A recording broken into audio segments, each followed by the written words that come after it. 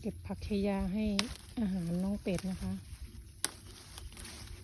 คนก็กินได้เป็ดปลาก็ชอบมากๆนะคะอาหารเสริมของน้องเป็ดแล้วก็น้องปลาของเรา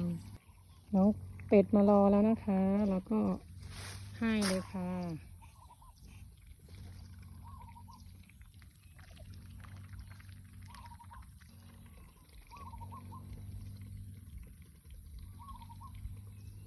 น้องเป็ดกินอิ่มแล้วนะคะก็จะทิ้งไว้อย่างนี้เดี๋ยวพอน้องเป็ดหิวก็จะมากินเป็นอาหารเสริมแล้วก็